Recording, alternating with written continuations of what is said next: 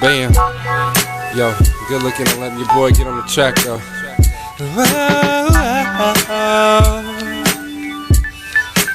Yeah, no place like California. I'm up early in the morning just making my calls, bending corners in the streets while avoiding the law. I got a fresh car wash cause I'm hitting the Shaw. I'm a Long Beach nigga, don't forget that y'all. But I get love in LA, Crips, Bloods, and Presses. You know where I'm from, rep Rolando, Bangtay. City by the sea, yeah, I'm doing the most. Repping my coast and always like to brag and boast. Cause it's a sunny side day in California, yeah. You ride high in your Regal, bounce low in your tray. With the white walls, 100 spokes, big rims, low lows. Two-door coupes, candy paint with the Euros. The West Coast way, we be living it up. The summertime full of tats, cut off khakis and chucks. Big bucks when you're betting, sweating in the dice game. I love the West Coast. We put a stamp in the Yeah. Another beautiful Sunday, another week. Eastside Radio. This Eastside Radio thing. Bam and Jazzy. What up, fam? Voice of the streets. Definitely the voice of the streets. Sending a shout out to the wonderful and incredible, intelligent poetess behind the boards. Got a shout out to the person that's making it possible for us to speak through this microphone. Si, senor. And man, Spanish. we gotta. That's Spanish right there. Okay, you gotta educate me on that one. Si, senor. We got a wonderful topic today. I mean, I got my mentor, person that educated me on a lot of things that I was unaware of. And Bam crunching in the mic. Yeah, that's why it's called Voice of the Streets. And but we got a real good topic today. You know, we got Mr. Osar Bey. What up? Osar Bey.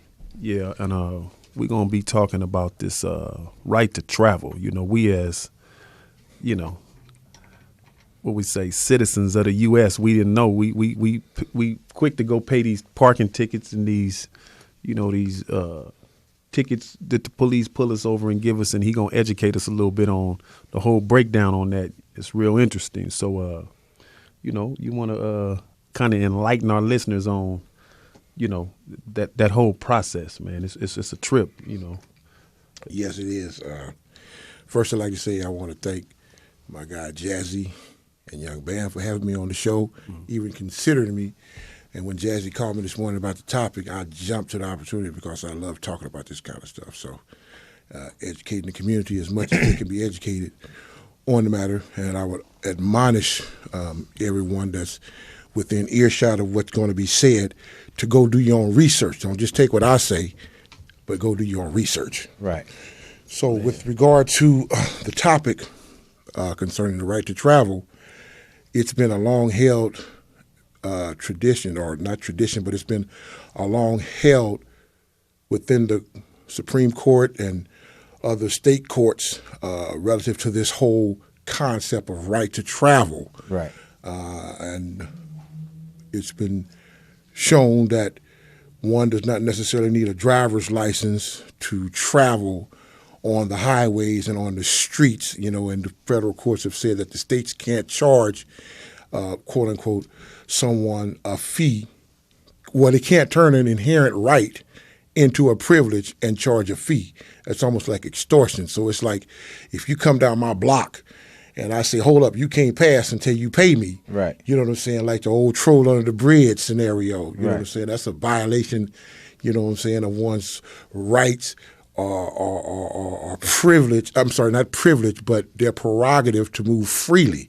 You're encroaching on their liberties, you know, and that in and of itself constitutes an act of war, because it's like, say you were walking down the street and I approached you and I impeded your pathway, you would take that as a threat. Right. You know what I'm saying? If you didn't know me, but if you knew me, hey, man, what's going on? Hey, Jazzy, what's going on?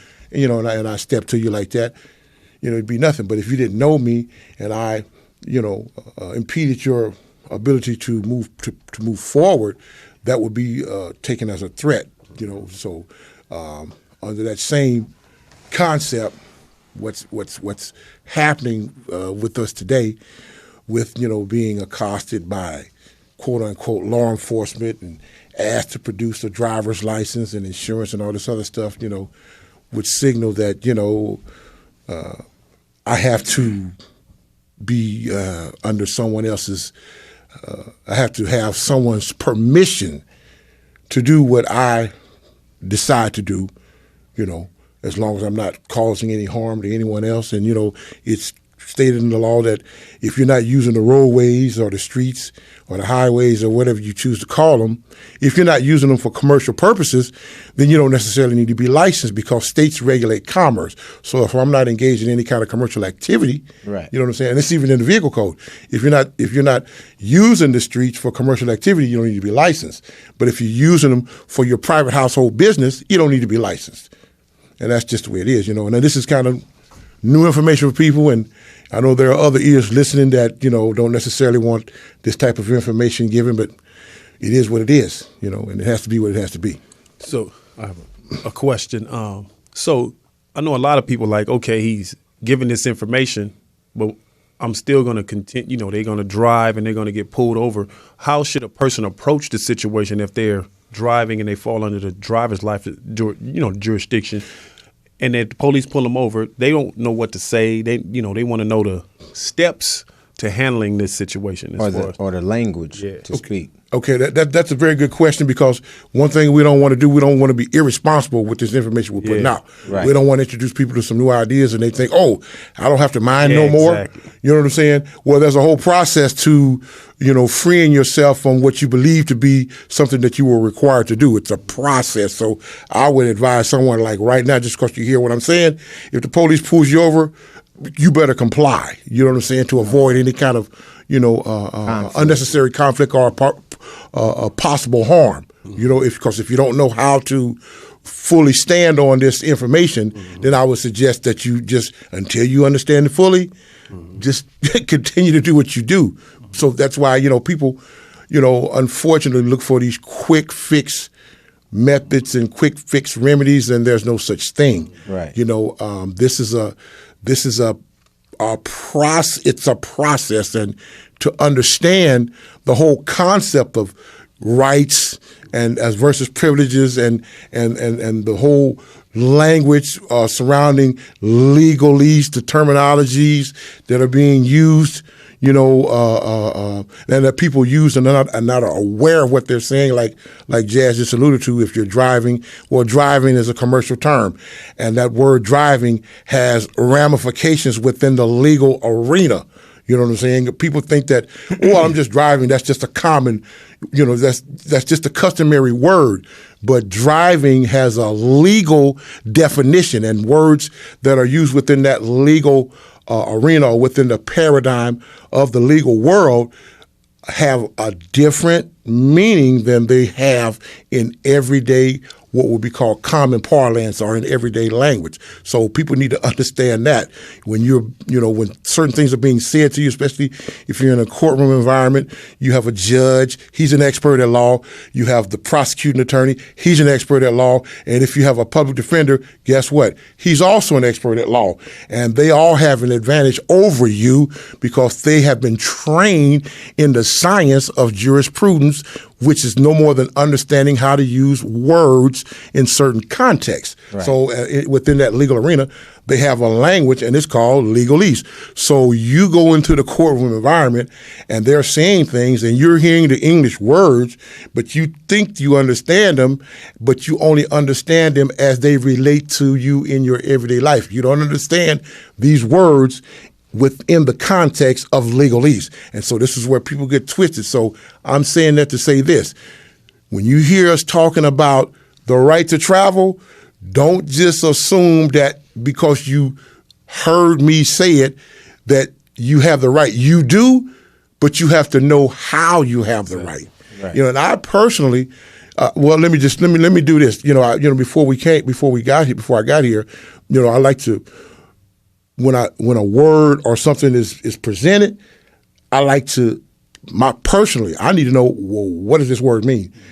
Not only what does it mean, but where did it come from? You know what I'm saying? I mean, I do the etymology of the word. Like, for instance, people use the word nice. He's a nice guy. But they don't know that the original term for the word nice means stupid. Yeah. Yeah, so we have to be careful because within the paradigm of this English language that we think we're speaking, there's modern English, there's Middle English, and then there's Old English. So you have to really understand where you have to trace the origin of the word. Well, trace the origin of the language, but words especially trace the origin of the word. So when I looked up the word right, it had some definitions that I'm like, okay, I want to present this to our listening audience. And the word right comes from is an Old English word. So those of you that are research specialists, you know what Old English means. Right. For those of you that are not, I would admonish you to go look up what Old English means. So, but it says here, right means what someone deserves, a just claim, what is due, truth, a legal entitlement. Mm-hmm. You see, so all of those definitions have significance. So we use words, and a lot of us don't stop to think, what's the energy behind that word? Mm-hmm. So I would behoove everyone that's listening, you got to do a lot of study. Well, you have to do a fair amount of studying so that if you want to understand what your right to travel is, then you're going to have to learn. You're going to have to go do the research. Right. And I think that's what a lot of people, they hear something, and they'll take what a person say and automatically try to apply it to their everyday life. Well, you know what? I don't need a license no more. Right. I'm going to throw it. And then when the police pull them over, well, I don't need no damn license. I got the right to travel, nigga. But don't know, You're right, though. Certain people just grab certain things, and you have a lot of people that turn away from the information. Yeah, exactly. They could know it's the truth, but they turn away from it. It's just like a touchy subject for most people, right. Not for me, but religion. It's certain folks that's been in church for 40 years. 40 some odd years. They dedicate themselves to Christianity or whatever they believe in. But the minute you present them some true facts or contrary information, they wanna they come at you with, where did you get that information from? Or they'll say, that's Satan the devil. That's Satan the devil in you telling me that my religion is wrong. I'm not trying to make a joke out of it, but if you go and do your research and you present true actual facts, they are so brainwashed to where they'll put it in their brain that that's Satan the devil bringing this information to them. Oh yeah, and everybody has their own thoughts and opinions. Yeah, exactly. No one's opinion is wrong, but true facts and certain doctrine is, it's right there. But agree. A lot of people, no matter what, they don't want to read it, and even if they do read it, the acceptance of it is still not there. They not gonna be receptive to the information because it's like anything.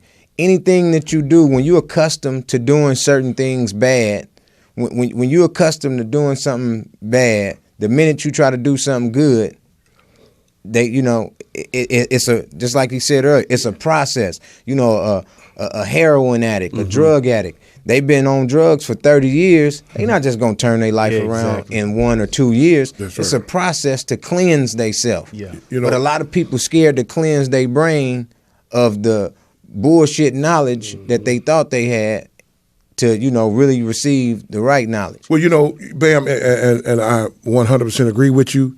And with me being a student of observation of other people in general and myself in particular, I observe what's going on in my life in relation to what's going on in someone else's life so that I can better orientate myself to where I am and what I need to do so that I don't offend anyone because in the past, because of what I quote unquote believed or what I thought was true, on this topic of religion, I was raised a certain kind of way, and then as I got older, I found out that the way I was raised or what I was raised with, I found out that it wasn't 100% accurate, and so I felt offended, and so out of that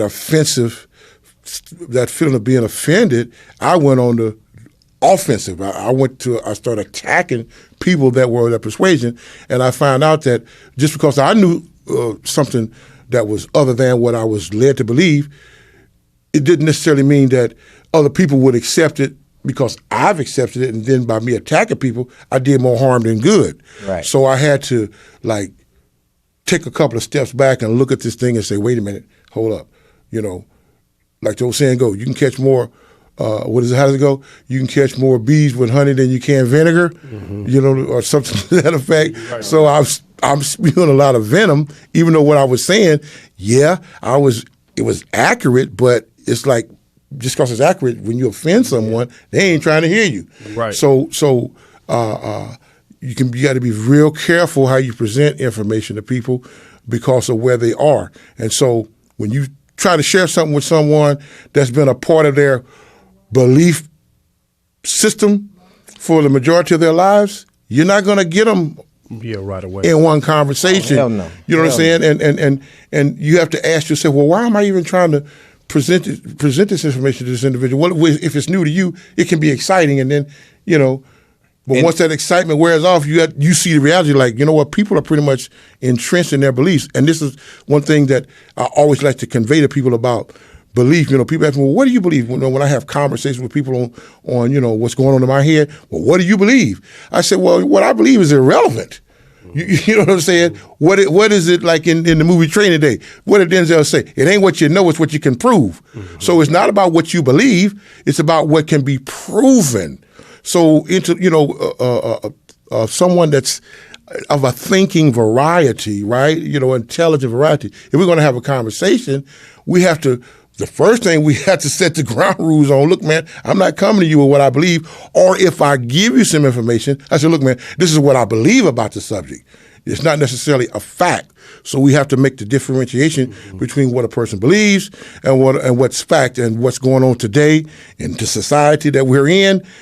99% of what's going on with regard to people's psychology about what it is based upon belief. Mm-hmm. It's not necessarily based upon fact. So we have to be real careful when you engage someone in conversation because people are easily offended because nobody wants to be looked at as being someone that's not in the know. Yeah, so I tread very cautiously, So I kind of like back away from just giving information to people. If someone asks me a question, like you're inviting me on the show, you ask me a question, I'll be more than happy to give an answer based upon what I've researched and based upon my experiences. It has nothing to do with anyone else per se. But you also have this. Who are you? No. That's what a lot of people will look at. If I say something, I don't have any type of scholar or credentials to backing. prove Right. what I'm saying. You could tell somebody the same thing that the doctor tell them, but they gonna go with the doctor before they go with you. Right. So just because that doctor, they feel because the doctor have the paperwork or that entitlement behind his name that makes him more knowledgeable of that than you, and that's a lot of thing. That's a lot of what I see. Why certain people don't be receptive to a lot of information is because who it comes from. The source. Who it comes from. And sometimes they just don't want to accept it from you because they still want to do bullshit or they still want to do the negative stuff that they doing. So when you do present them a positive, they have to come within a negative because that's the easy way out. True. I know the positive, but I'm going to act like I don't know. And matter of fact, who gave you that positive? Exactly. How you know that positive? Well, shit, who gave you your negative? Exactly. It's a trip too. It's people out there that got this information, that's very aware of this knowledge, but they have that brain, that mindset of, I don't want to create no problem. Exactly. If I get pulled over, I'm going to obey or listen to what the cops say. The ones that know it. But then you got people that's eager and want to get this information. So if I'm a person that say, you know what, I know right now I don't have knowledge of this information. How could I start lay the foundation to start? Like, what are some of the first steps of me getting to understand the traffic laws and the right to travel and the difference between right to travel and falling under getting a driver's license and contracting with certain individuals. And if they have one, how do they retract from using it? Yeah. Okay. Well, because those are the questions I'm pretty sure people will ask. Okay. Well, I always like to go to what I consider the simplest answer. I don't want it to be too complex because this can be a very complex subject for some. So I endeavor to keep it as simple as I possibly can. If a person, number one, wants to divest, quote unquote, from the system, there's a form on the DMV's website that you can get that you can give your license back, your driver's license back. It's just that simple. It's a one-page form, and you give the reason why you want to give it back. You see, and it's not a whole lot of hoopla, and a lot of people get caught up in. And trust me, the system is well aware of these people that are running around talking about, I'm a sovereign and da da da da da and all that kind of stuff. All right. Trust me, they're up on that. You know what I'm saying? So it's not like they're blind or oblivious to it. So and you have a lot of people that try to push that information and make this thing seem like it's long and drawn out and complex when it's really not. Right. It's about, like you said, who are you?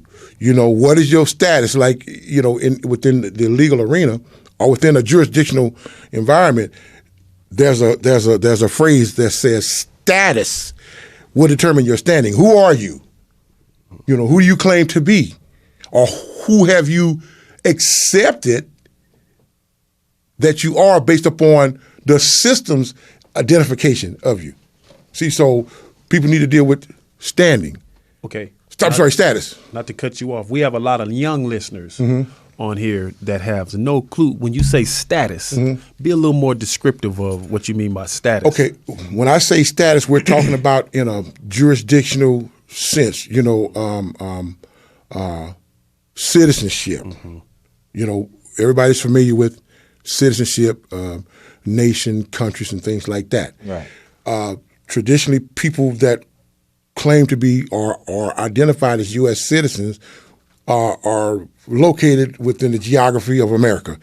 If you're considered to be a German citizen, obviously you must live in Germany. If you're a Chinese citizen, China. So, these statuses are legal identifiers so that whatever social order that you are claim to be a part of, you can be identified by and through. Right. So, status, who are you? Are you a U.S. citizen?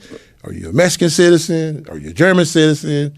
Are you not a citizen of any particular political organization, political group? Because you can be not necessarily a citizen of any of those. A man is born, without, quote unquote, a citizenship or necessarily a status. And, I could go a little deeper into that, but, people can research themselves. And I've done an inordinate amount of research on status and citizenship. And I've asked the question, well, how did I become, you're presumed to be, in law, you're presumed to be something until you rebut the presumption or until you come and say, oh, wait a minute, I'm not that, I'm this. Right. You know what I'm saying? And so that's kind of how the law works, quote unquote. When I say here within the U.S., I'm not talking about geographically speaking. I'm talking about a political jurisdiction. That's a whole other subject. But within the confines of the letter of the law, so you got to be real careful. Like I said, you have to avail yourself to studying and researching. So status is everything. And when you get pulled over by the police on the streets, it's because they perceive you to be something. Maybe you are, maybe you're not. Right. But if you respond a certain kind of way, then the presumption is pretty much solidified that, okay, boom.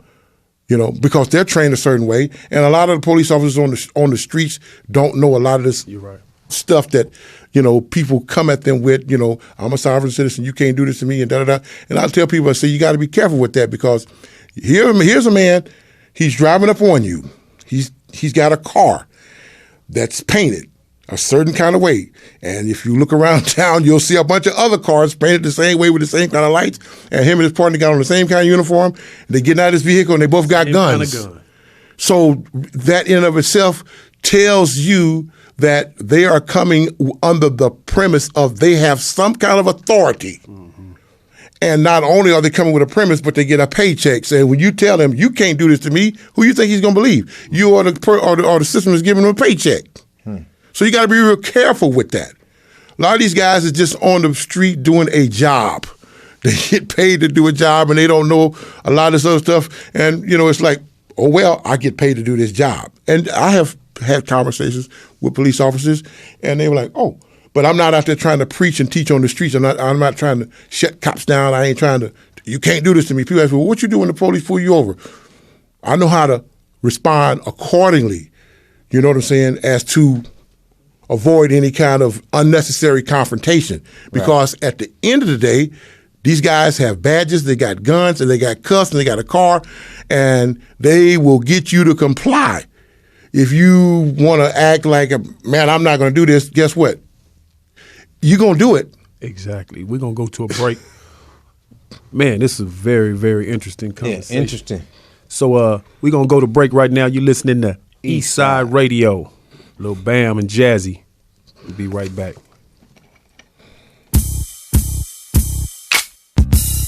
And another one, and another one, and another one. Yeah, come on, check it out. Y'all can't fuck with us. Yeah, I'm just gonna sit back and laugh at you niggas like what the fuck, man. Y'all can't fuck with us. Gonna be like us, think like us, drink like us, smoke like us, man. Y'all can't fuck with us. I'm just gonna kick back and laugh at you niggas like what the fuck, man. Y'all can't fuck with us. T-shirts, khakis, Chuck Taylors, motherfucker, y'all got that from us. To the West Coast and all my niggas recognize you by let's pay attention to the game and listen real quick. You got to have an ear for it, homie say I'm certified. Doing this for life and got a style that's being purified. Lil Sag tell these niggas I'm a gangster. I handle my business and I keep me some paper. Y'all can't fuck with us. I've been doing this too long to let you motherfuckers strip down my rap songs. I walk doing this for Crips and nothing else. Young Dub pass me my mirror so I can show this fool his damn self. I like to listen to a little country grammar, but if you play that shit too much, I get mad and grab the handle. Man, rap ain't supposed to be like this. I wish I could fold it up, put it in my pocket and this, and put it back out when y'all can show some decent courtesy. Yeah, little go to local cocksuckers hurting me, motherfucker. Y'all can't fuck with us. I'm just gonna sit back and laugh at you niggas like what the fuck, man. Y'all can't fuck with us. Wanna be like us, think like us, drink like us, smoke like us, man. Y'all can't fuck with us.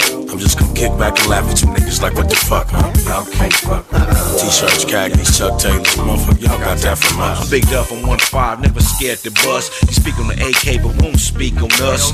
We the type of niggas that'll blow your head off, and y'all them type of niggas need to take them rags off. You heard of 1-5, we shine forever, and y'all can't fuck with us. Never. From the cubes to the quick, we got a grip on this rap shit. No one can do it better than us. Little bitch, now pay attention while I handcuff this rap game. You brothers under arrest for bending up my slang. You wanna dress like me and act like me, but guess what? You're just not me. I'm from the streets of Long Beach where the shit get cracking. 5 shots pop off while you ask what happened. This is what you rap about but don't know about. West Coast is gangbanging, so shut your mouth. Y'all can't fuck with us. I'm just gonna sit back and laugh at you niggas like what the fuck, man. Y'all can't fuck with us. Wanna be like us, think like us, drink like us, smoke like us, man. Y'all can't fuck with us. I'm just gonna kick back and laugh at you niggas like what the fuck, huh? Y'all can't fuck with us. T-shirts, khakis, Chuck Taylors, motherfucker, y'all got that from us. Y'all can't fuck with us, cause we some real niggas. Ain't no broadcasting when we in non-stillers. We some cold killers. Goldie Loc, Big Dub, and my motherfucking dub niggas. I'm Long Beach certified. Crippin' by my lonely nigga. The left side is where you see all of my homies, nigga. Ran with the best of them. Fuck all the rest of them. Niggas that be having they problems, go to the chest with them. I ain't a chump, I don't roll with punks. The gold rag around the fofo before I done. I was raised that way, ain't no shit in the game. The streets ain't the same without the rollin' 20 grip game. I'm Lil Bam and I'm pushing the line. Y'all niggas hating on me because I'm equipped with the rhymes. 2 times to the homies, 2 times for this script shit. Fuck the industry, niggas be real with this street shit. It's another one. It's another one. Yeah. Go to the another one. Lil Bam, another one bites the dust. I'm just gonna sit back and laugh at you niggas like what the fuck, man. Y'all can't fuck with us. Wanna be like us, think like us, drink like us, smoke like us, man. Y'all can't fuck with us. I'm just gonna kick back and laugh at you niggas like what the fuck, huh? Oh yeah, we back. Tuned in to Eastside Radio, Lil Bam and Jazzy. Man, this is a very, very powerful topic that we're speaking on. It really is. And man, I have a question. Now, from my opinion, it's a contradiction within itself. Mm-hmm. We have the right to travel, but they basically violating our rights to travel by having us submit to, obtaining a driver's license. Well, we don't want to make no false allegations, Bam. Right. You're not forced to get a driver's license. And this is what people don't necessarily know. But you feel compelled to get one because it's like, you believe that, everybody else is on the streets driving, you got to have a driver's license. Like it's a privilege. Well, that's the thing.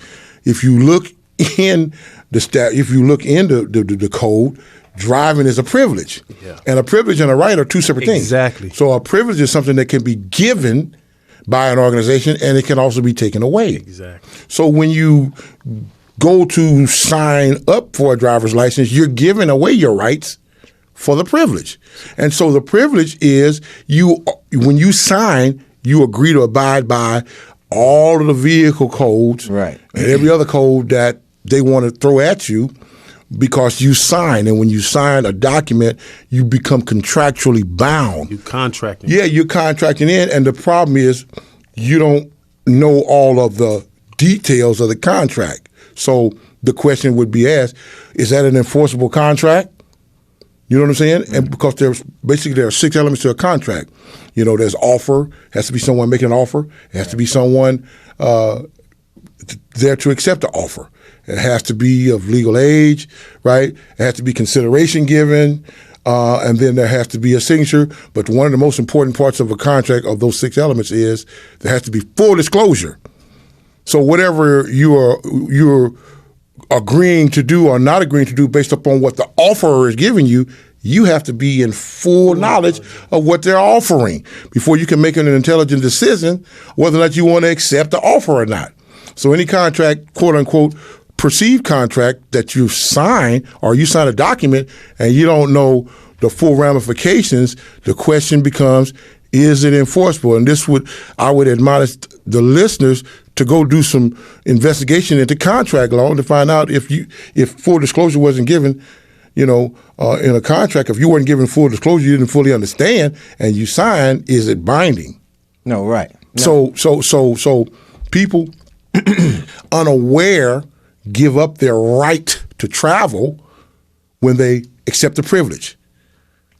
You can't have it both ways. Now, from a 16-year-old, fresh in high school, from what they know, all they know is, in order for me to drive this car, I have to get a license. Start with the permit. You start with the permit, but how would they be able to distinguish what's their rights from privilege? Okay. They 16 years old. Only thing they knowing is, okay, their parent want to buy them a car, or in order for them to drive in the streets, they have to obtain a California-issued driver's license. And that is exactly what the law states. Right. Okay? But you have to ask the common sense question. If you knew that you had the right to travel without having a state-issued license, would you do it?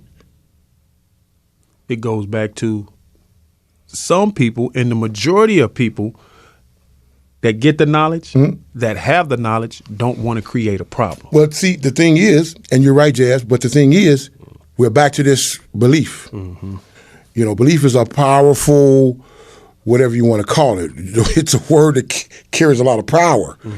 And when you couple belief with custom, like Bam said, here's a 16-year-old, he's in school or driver's ed, and what does he want to do? I want to drive. I'm excited.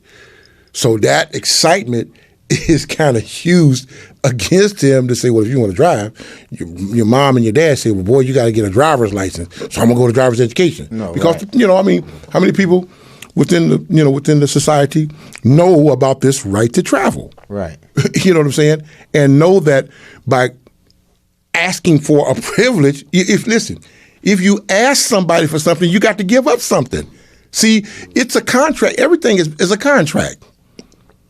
If I say, Jazz, this is what is known as a implied contract or a constructive contract. I say, Jazz, hold my phone, and you accept it, right? He just became liable for my phone if he breaks it. So he could say, no, you hold your own phone. He declined that offer. I made him an offer. He accepted it.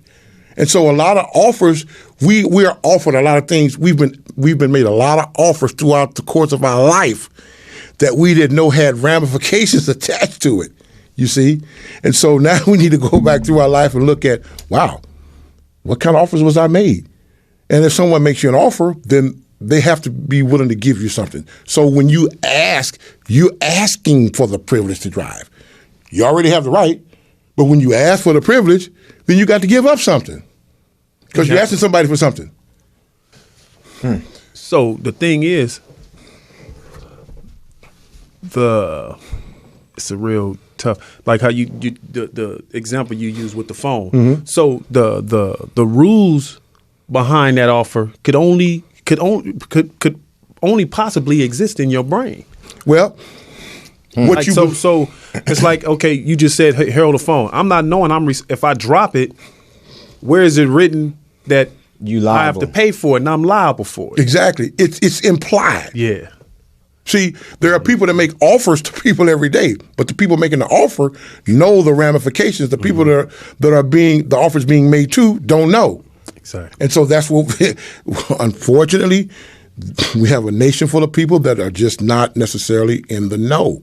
And so this information that we're sharing, right to travel, it could seem to some to be, oh, this is subversive, or this is anti-establishment, or this is anti-government. No, it's none of that. It's pro-truth. If the truth is I have the right to use the roadways, Highways and byways. without paying somebody for the privilege, then why shouldn't I examine it or explore that? You know what I'm saying? So go ahead. No, you can go off. You can finish. So some people would take this and say, oh, man, that's anti-government talk, and no, I'm not anti anything. I'm anti-wrong. I'm anti-abuse. I'm anti-ignorance. You know what I'm saying? Right. But I'm pro, happiness. That people want to be happy. People just want to live out their lives without any intrusion, unnecessary intrusion. There's going to be an acceptable amount of intrusion because you're on the planet and you're going to interact with other human beings. Right. You know what I'm saying? But unnecessary intrusion, unfortunately, is what we've been exposed to within, this political system. That we find ourselves a part of, and not knowing all the rules to the game. And some of us have been able to see, wow, we see the rules and we see the conduct and we say, wow, the rules and the conduct are not necessarily consistent. You know what I'm saying?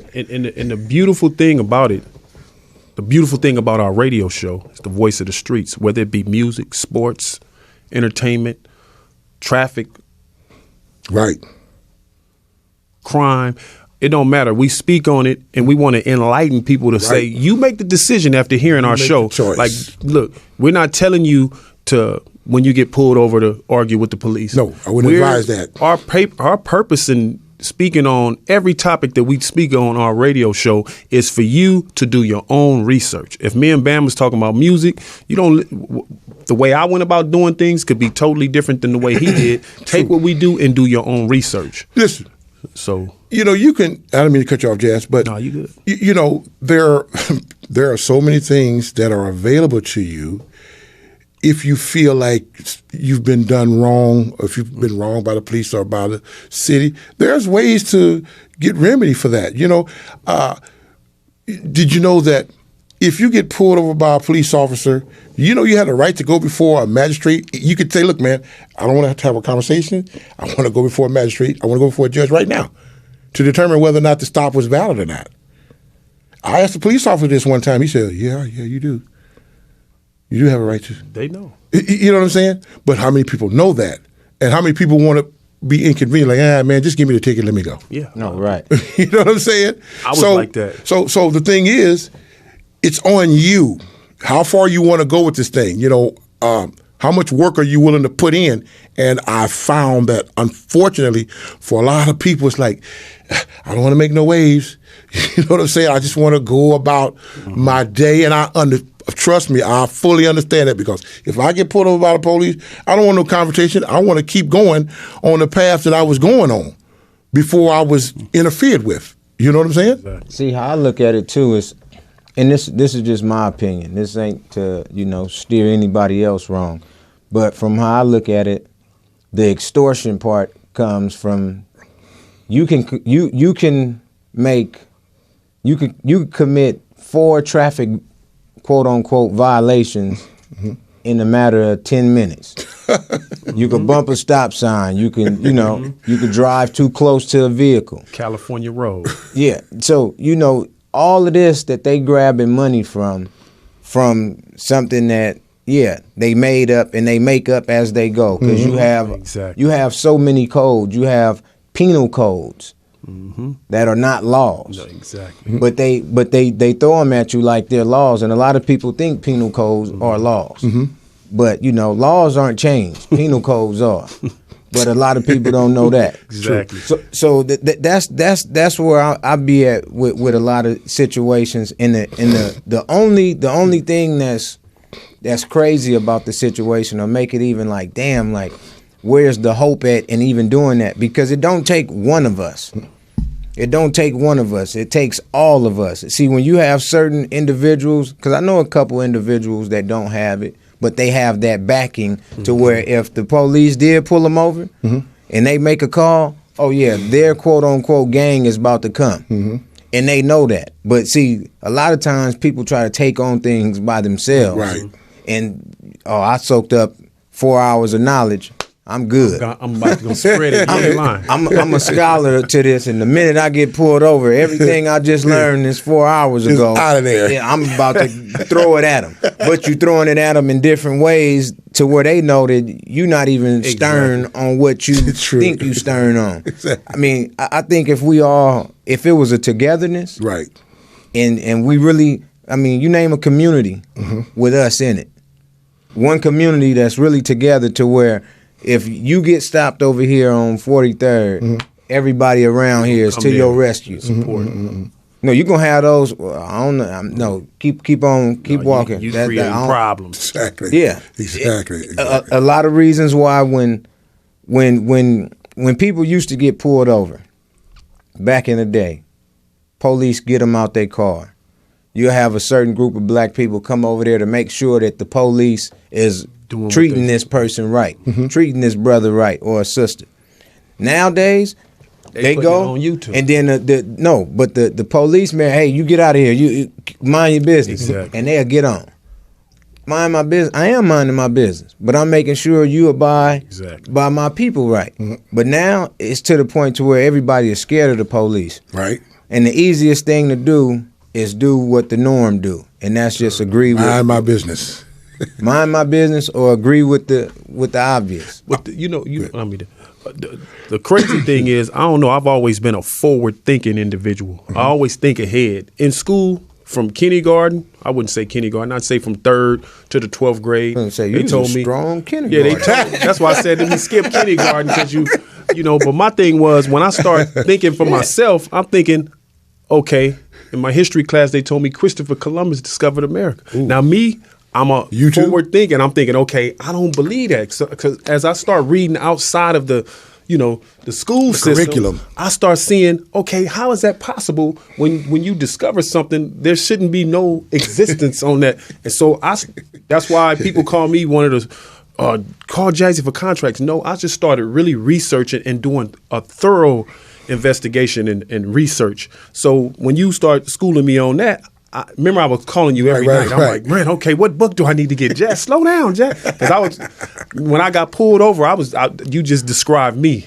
I even was going to meetings with him, and I was eager to put that information out there. Right. I was eager to put out what I took in, but didn't have the knowledge. Like, okay, this is what I have to do. But there's a lot of individuals out there that refuse to do the research. So the people that hear this and say, hey, I'm going to do my research. I want to touch those that, hey, you know what, let me do some research on this. They got a strong topic because I got it and I ran with it. When he done hit me to a lot of stuff, but I was always, hey, what books do I get, Brent? He said, you don't even got the book, get no book, go to www. And I was going on there, all the information I needed. On the internet. Yeah. So like before we leave, if there's some sites that people can go to, or if they can email you, if you don't want to put it out there like that, like we're going to give it to them raw and uncut, man. I want to touch on what Bam brought up about law. And so people can be clear on what law is. And there's what you think it is and there's what it is. With regard to in a legal environment within this quote-unquote jurisdiction of, the United States, right? Within that framework, the law of the land for government officials is the Constitution. Now, people say, "Oh, I got constitutional rights." No, you don't have constitutional rights. The Constitution is just there to say, "Yeah, we recognize that you do have them." Right. You know, people say, "Well, it protects my rights." Platform. Look, it just acknowledges we recognize that you have, but the Constitution is more to put checks on government officials. Because if you read the Constitution, people need to grab a copy of the Constitution, read it, understand it, because it'll take you a long way. Now, as far as quote unquote the law is concerned, you brought up statutes and stuff in California. Well, there are 29 statutes in California, from penal code to fishing and game, fish and wildlife, health and hospital penal code, government code, business and professions code, family law, So there's 29 sections, right? And when you're dealing in that arena, people think that statutes and codes are law. They're not law. They are what they say they are. If it's a statute, that's what it is. Exactly. If it's a code, it's what it is. Statute is not a code. Exactly. A code is a condensed version of the statute. And then you have statutes, you have codes, you have ordinances, you have regulations. They are exactly what they say they are, but people presume them to be law because they say do this or don't do this. Either way, if you do it, there's a penalty that comes with it. So people think that that's law. Trickery. That's not law. Law is, if I jump off this building, I'm going to come to the ground. It's called the law of gravity. And it's immutable. That doesn't change. In my 59 years on this planet, I've never seen the law of gravity change. You never seen a person jump off a building and go up. Not without some sort of device or apparatus that can allow him to defy the law of gravity. Exactly. But that's just like you have a studio, I have a studio, Bam have a studio. In Bam's studio, if you rent 4 hours, you get 2 hours free with 2 CDs. There you go. My studio, if you rent 10 hours, you get 2 CDs free, and and you can smoke in the patio. He don't have but the point I'm making is everybody have different rules. Exactly. But our rules are not the law. Like they don't carry over. Do it. I'm supposed to, and he's supposed to. Listen, whatever rule or order you have in your studio doesn't apply in Bam's studio. Exactly. That's where, just like whatever rules or laws apply, quote unquote, within the United States, don't apply in France. Damn right. Or don't apply in Mexico. You know what I'm saying? I mean, even from within the United States, from state to state, you can't take California law and apply it over in Arizona. Exactly. You can't go to Arizona and say, well, California law, the judge is going to look at you like, partner, this is not California, this is Arizona. Exactly. So how could it possibly be law? It's statute. It's if you look up what a statute is the opinion of legislatures. But that go to show you why the gun laws in California different than the gun laws in New York, different than the gun laws in Louisiana, so forth and so forth. But just like they say, the best way to prepare for war is when there's no war going on. Right. That's one. I always like to reflect on Black Panther Party. Now, when they was getting ready, they was setting up meetings, educating everybody. What doing the food programs, the knowledge programs, everything they was doing to make sure that they soldiers, brothers and sisters was ready to deal with what's going to come forth with what we about to put out. A lot of people, like I say, now it's just, okay, just like you say, everybody could go out there, get the research and do it on their own, investigate it on their own. You don't have to take our word for it because it's not our word. It's, it's the facts. Do your own research. Go get your facts straight. But at the end of the day, it's not just a singular deal that we dealing with out here. It's more plural. It's all of us. When would that be set? That's what I feel needs to be, in action is one of those, big groups, a togetherness. That's what we missing because once the police did come at them, they knew everything. With P. Newton, yeah, and look what the police had to do. They had to go back and investigate and be like, damn, they really studied what we put out there. Now they so far ahead of us to where they know the dumb shit that certain people gonna do already. So they made penal codes for the future fuck up. So I already know he gonna do this, so I'm gonna make these, and these to where this is gonna apply to this, and this. But they know we don't have that strong militant mindset that's out there no more. Let me say, They used to be there. Excuse me. look at it like this, man. When we're dealing with what we call the system, and that's kind of a generic term, but what is the system?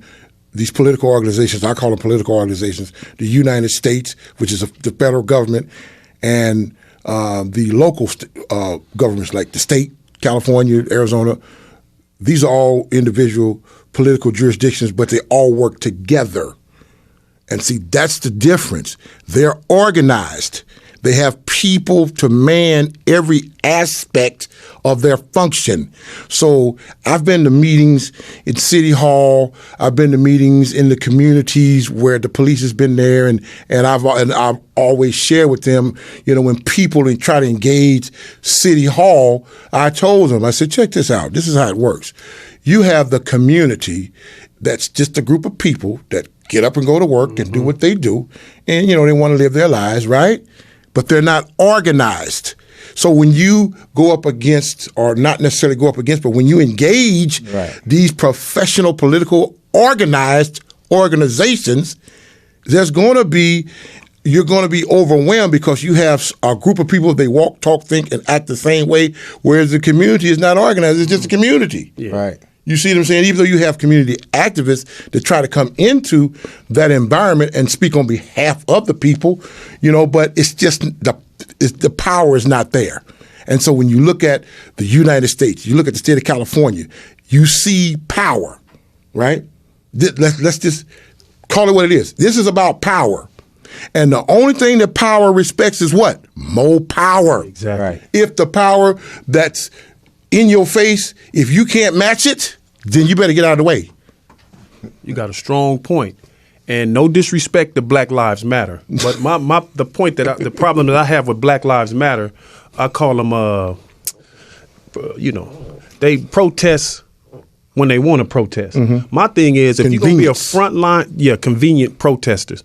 If you're going to be a frontline soldier for your people, so they say, you can't just protest when you feel like another person of a different race do something to you. We got to lace our boots up, because you know what? If you're going to protest and be a frontline soldier for Black Lives Matter, you got to lace your boots up and put a backpack on your back and prepare never to come back home, because we're going to protest when that brother kill that brother. We're going to protest when that police officer kill that brother.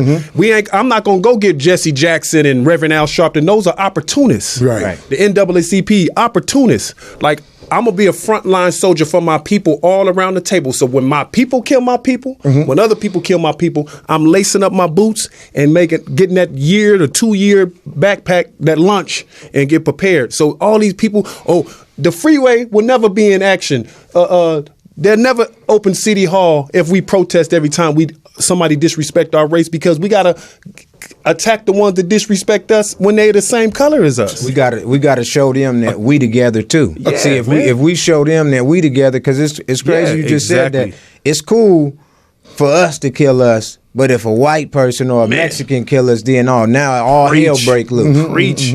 But if so-and-so killed so-and-so, fuck it. He was from such and such anyway. Fuck them. When that police officer killed that brother, shot the brother in the back so many times, 6 of my brothers killed my brothers that same day. So, it's about accountability across the board. And Bam said it best. Man. You got to prepare for war in a time of peace. Yeah. So, being vigilant is a 24-hour job. If you're going to be vigilant, you can't be a part-time a woman of vigilance. Right. You can't be a part-time community activist, because guess what?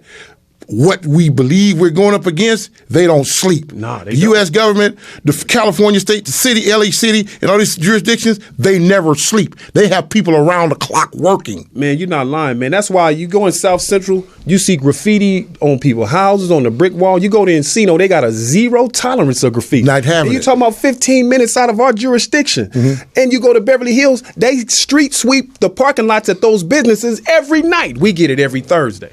There's a reason for that, man. Of course it is. You know, every Thursday we get it. They empty our trash cans once a week. You go there, you see the little truck with the vacuum, big vacuum on the back. Every night when their business is closed, that vehicle goes on their property and vacuum and clean the thing. Because they appreciate the value in that business. Exactly. And the value of their community and what it's going to bring to their community by the upkeep. It's called having a vested interest. Exactly. Having a stake in your community. And that, unfortunately, in the areas that we call, quote unquote, the hood, where we generally be at, the people don't have, or don't even know that they should have, a vested interest or a stake in the community. Just like that just wasn't a part of their custom.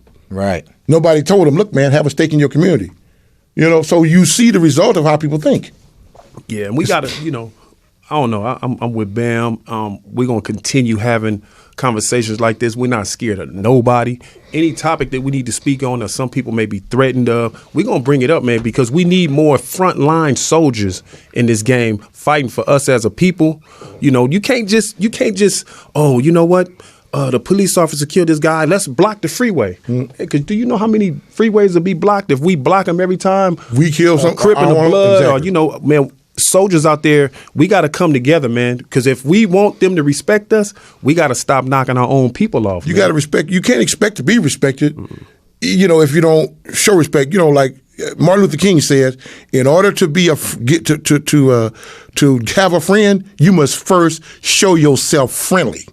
And that's true. So if you want respect, guess what? You got to be respectful yourself. And there you have it. Eastside Radio. It's Jazzy. We appreciate that. We appreciate you for coming in on the show. I appreciate you guys having me, man. Conversating with us. But until next time, Eastside Radio, Talk Eastside Radio Gmail, Talk Eastside Radio Instagram. Y'all gonna hit us up for conversations that y'all might want us to have on the show. And we'll tune in. Y'all tune in next week. Same time, same channel. Eastside Radio. Thanks, Osar. You're welcome. Bey.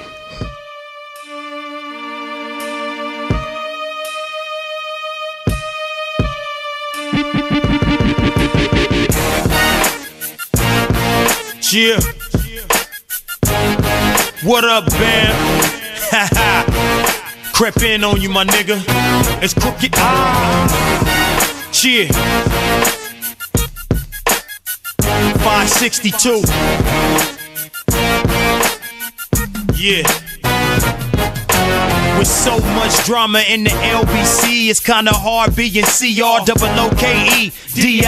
Somehow, someway, CI handle is BI. You can hear me from miles away. Bang, bang. Speakers gon' boom when you see me. Ever so easty, so free my nigga 3D. You cruising in a PT, I'm in a GT, watching TV. Nigga, you a BG. I'm busy, man. A nigga need 9 phones. Watch tell time in 5 zones. Yeah, I get my grind on till I own 9 homes. Lift my shirt, that's a 9 homes. Yeah, Pops left, I'm the man of the house. Put the P89 Ruger in my pants and bounce. Yeah, the blues, I'm handing them out. And I'm so Long Beach, I got sand in my mouth. Nigga, fuck that, you better bump that. That's that real G music, nigga, sub that. Hoodbound, I love that. Ain't no changing our ways. Long Beach thoroughbred, staying true to the game. Nigga, fuck that, you better bump that. That's that real G music, nigga, sub that. Hoodbound, I love that. Ain't no changing our ways. Long Beach thoroughbred, staying true to the game. Come take a ride with me, I'm the belly of the beast. Matter of fact, nigga, I'm the belly of the streets. I reside on the east where my khakis stay creased. Chucks tight lace when they slide across the concrete. This real G music, real hoodology. You think it's a game, then I'm folding up your monopoly. The city of no cuts, smashing on fruit butts. Win, lose, draw, as hot as Lobster was brought up. I give it to you. Hustle hard bars with no freestyles. I'm spitting these pace styles, so cut the check right now. Don't fuck with many men, especially the middlemen. Your life will be threatened for trying to fuck off my dividends. I came in this world as a natural born rider, child of my destiny. I was born a survivor. If you don't get it, it ain't meant to be got. I'ma sell a gang of records without saying I've been shot. Nigga, fuck that, you better bump that. That's that real G music, nigga, sub that. Hoodbound, I love that. Ain't no changing our ways. Long Beach thoroughbred, staying true to the game. Nigga, fuck that, you better bump that. That's that real G music, nigga, sub that. Hood bound, I love that. Ain't no changing our ways. Long Beach thoroughbred, staying true to the game. Take a look at this rude dude. I move like a boss supposed to. La Costa Nostra, whips with chauffeurs, the clips and hosters that pop out and leave your soul floating with ghosts. Shit be crazy. You see me lately in that GT coupe, mashed potato and gravy. Yup, I's the star, that ghost right, so don't think drinking when I tell you to buy the bar. Dudes is on me, but I keep a Andre Karolinko on me. Who gon' harm me? Creep Lagoon guys, 6 feet tomb guys. Don't need rock and roll to cop on Maroon 5. Look, every day I'm fitted, white tee, fresh fitted. I'm the shitted, homeboy admitted. You see this dude coming? I'm on ice like Cool Runnings, DC gang. Who gon' do something?